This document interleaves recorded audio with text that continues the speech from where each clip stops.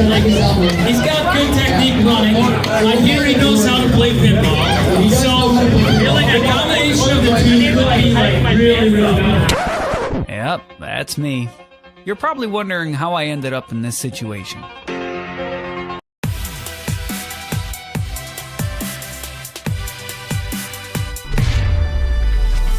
The Pinball Olympics. What is it? How do you get invited to it? How much does it cost? Where is it at? All those questions will be answered in this video. If you do not know what the Pinball Olympics are, you're about to be enlightened, so please stay tuned. I have footage regarding a lot of the machines that are available to play and much more throughout this video.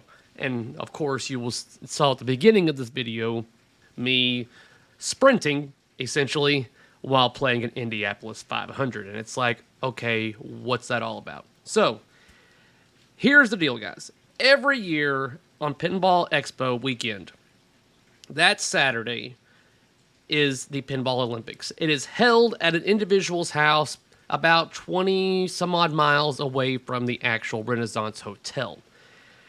Now, it's not invite only or anything like that. So, let me tell you how you get tickets for Pinball Olympics.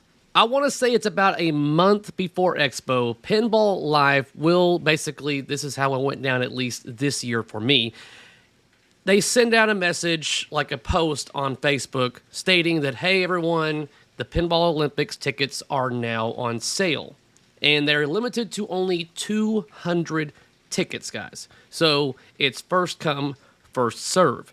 The tickets are $100 each, available on their website. There's no tax or anything like that, or shipping or whatever. They do mail you your tickets, though. And those tickets you would need to bring with you to the Olympics. So, for instance, this is my first time, so I'm going to give you my experience. I don't know what's happened in the previous years. I've only heard stories. So, from my experience, with the $100 that you're spending on your ticket, you're going to be getting alcohols paid for, and your catered food is going to be paid for. But obviously, if people are making you drinks, then tip them accordingly and stuff like that. So this year, we had tacos that were grilled. I think I've got some footage of that.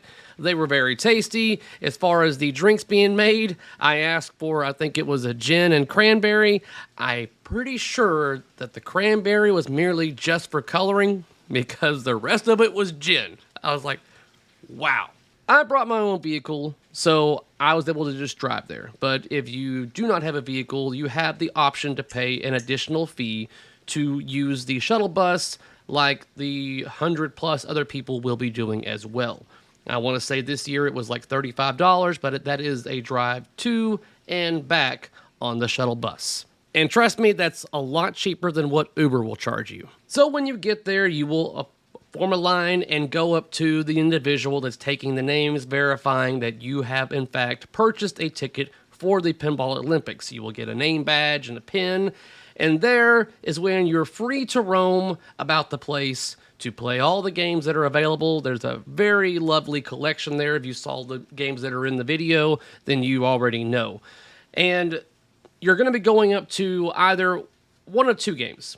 You can play a game that's there that has no modifications and just have a good time with that, or you can join in with the Pinball Olympics fun and play these games with variations or extra challenges, if you will, that makes it a little unique or difficult to play. So everyone, I'm going to be showing what some of these games are, and there are a couple of games that do have some adult content, so if you have children watching this, I do not recommend you watch it with them going further. If you're used to tournament settings and you like to be able to focus on your game and do not like distractions whatsoever, this is not going to be for you guys.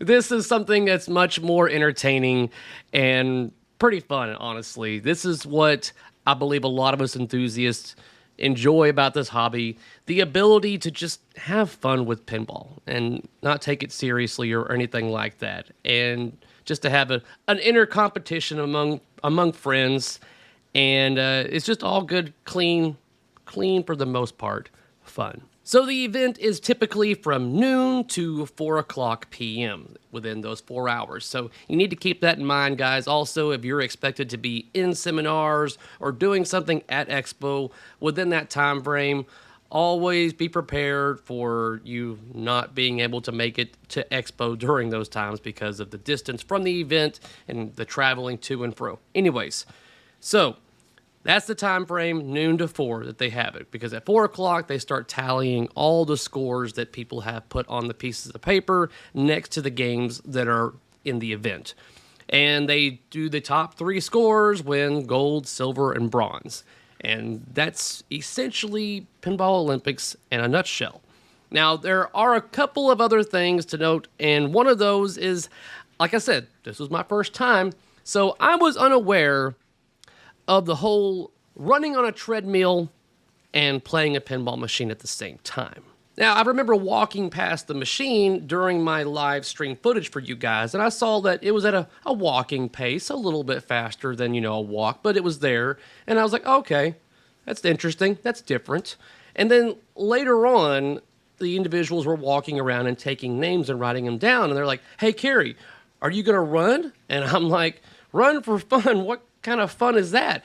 But I just assumed that they were taking names for the treadmill event, which they were, but I also assumed it was just at that speed, and I didn't understand why they had to take my name for it. I just assumed that there was like a long waiting list to get to it, so I didn't really at the time say, yeah, put me on the list or anything. It's like, if I got to it, I got to it. So time goes by, and once I run into the guys again, they explain to me what's going on with the treadmill and everything, that there's only a certain amount of people that can be in it, and it's actually another sub-competition. I was like, oh, well then, yeah, I want to try that. So someone that runs it every year actually stepped aside for me to be involved in it, so special thank you to him. And I was, again, still pretty unaware of what was about to go down, because they start calling all the names for all the typical rounds. And I didn't realize that we were going to be running in teams of 4. I say teams, but they're heats, or it's like a bracket system. And they call the names for the first bracket and then the second bracket and everything like that. And I get up there and I'm just kind of just watching at this point. And the first person to run in the first heat was actually Ryan McQuaid with American Pinball. And I'm like, okay, let's see how things go. And then I noticed that they start turning the incline and the speed up on this treadmill. So we're no longer at a walking pace, guys. We're at a full-on run speed. And that's when it kicked in that I was like, that's why they asked me if I wanted to run. Now it makes sense. So I'm already now nervous because my main objective at this point is just to not fall on my face, because I see it being very likely. And let me continue, it is very likely. So I wish I would have been recording this, guys. And I know that there are a couple of people out there that do have the footage of a couple of people that almost or did faceplant. And I planned on putting it in this video and making it a little comical. But anyways, Ryan McQuaid, his first takeoff, he almost face planted.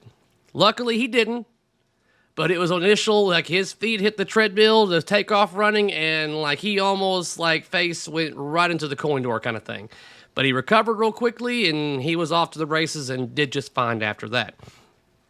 Now, within the same heat as Ryan was this little bitty cute lady named Amy.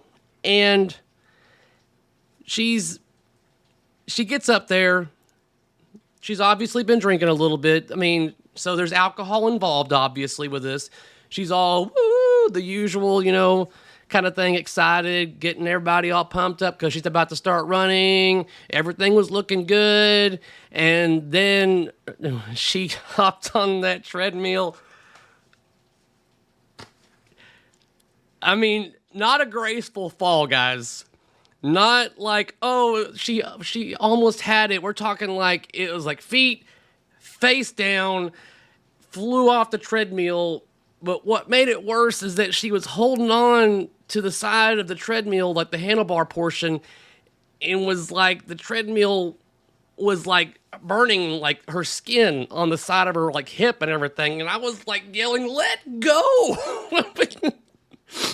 So she lets go and gets up, and she's like all recovering and all happy. Everything seems to be good. She's probably a little embarrassed, and rightfully so. But she was not giving up. She was a trooper, guys. She was like, "No, I'm gonna do this." And so she gets up there, jumps on that treadmill, face plants again. And it's one of those where it's like, okay, stop. Don't hurt yourself anymore. Because I know, and I would like to know, Amy, if you're watching this, by all means, I'd like to know how badly bruised and burnt you ended up being. You showed me the roughness that you had afterwards and everything, but I'm pretty sure you got some bruising the next day. So, but needless to say, guys, it's not an easy event. Especially when you're like 4'9". She's a little bitty. So that treadmill is running pretty fast. You've got alcohol involved. It's, not to mention she was like, what she said, she was 50 years old. So she openly said it. So yeah, I'm going to say it. She was the only female in the event, and she was 50 years old, and she was like 4'8". She's very tiny, little girl. So mad props to you, Amy, for making the attempt. But, moving on to my bracket that I was in. And so, like I said, my main objective was to not faceplant. And it's a good thing that I didn't, because evidently there was a good amount of you people out there recording me, probably hoping that I would faceplant. And I initially start taking off.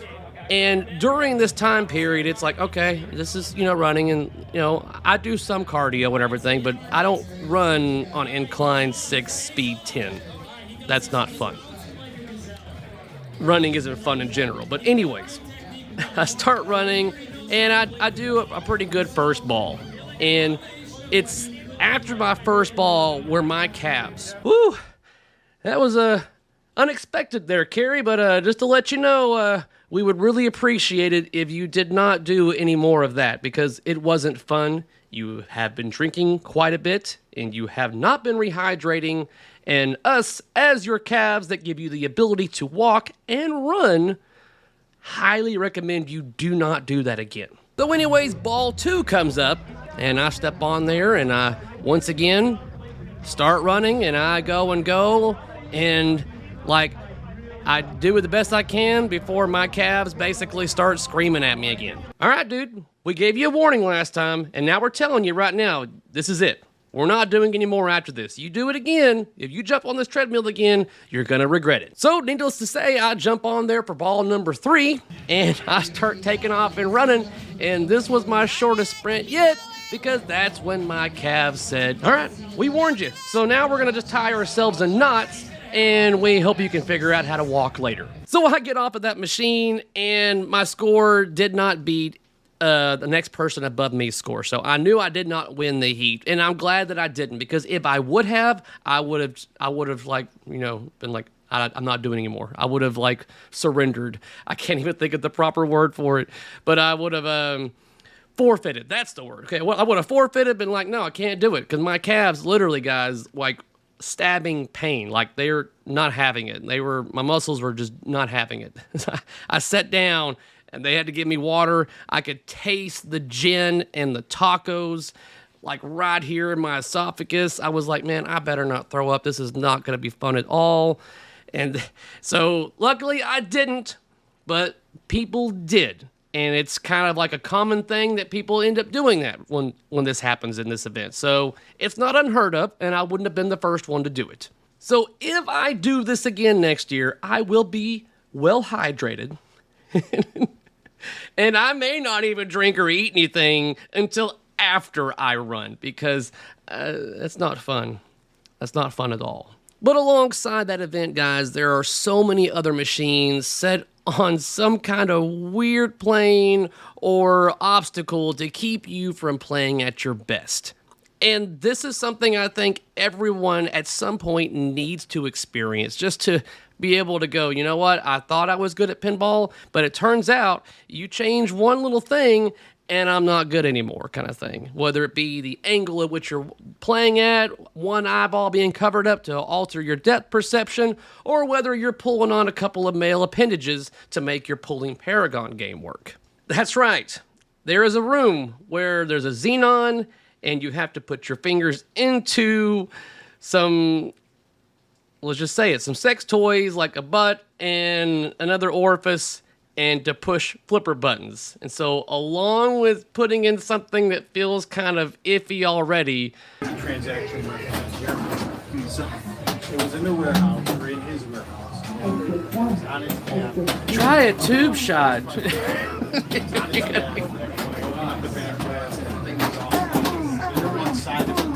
You're gonna hear all the female sounds while you got your hands in. It's the only time you hear that, right? Yeah, I've never heard these sounds before. Is that what women sound like when they're having fun? The game's making all those kind of sound effects that you already know, like, ooh, try a tube shot and stuff like that. So it really adds to the, this doesn't feel right while you're playing it kind of thing. But then you want to play Pulling Paragon, where you're having to pull on, you know, these sex toys here. One's attached to a Tickle Me Elmo, and the other one's attached to a damn baby. I didn't tell anybody this, but I actually grand championed that game, but I did not put my score on the board because that's something I didn't want to be known as being really good at. I also, you know, didn't use my hands on one of them. I used my mouth. So I really didn't want anybody to know that. No, I definitely didn't do that. But I did break one at one point.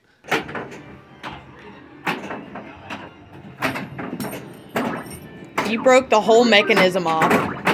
So if next year you would like to be involved in the Pinball Olympics, by all means, you need to follow Pinball Live on Facebook and just, you know, keep your ear to the ground about a month or so in advance of Pinball Expo for the announcement to come out. The tickets are available for sale. And if you can get in the top 3 scores on any machine, then you could possibly take home a medal. I took home gold for the Lyman Sheets Congo.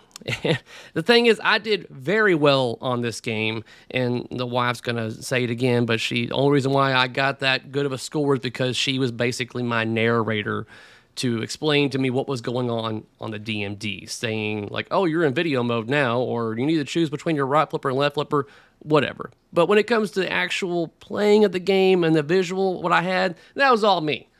But I did so well from the other scores, I even recorded like video showing that it was legit. I legitimately got the score on this game because I was like, man, I doubled the highest score. People are going to think that I'm like forging scores and everything. I was like, I'm not having it, so I'm still going to show it to you now. I want video proof just in case, damn it.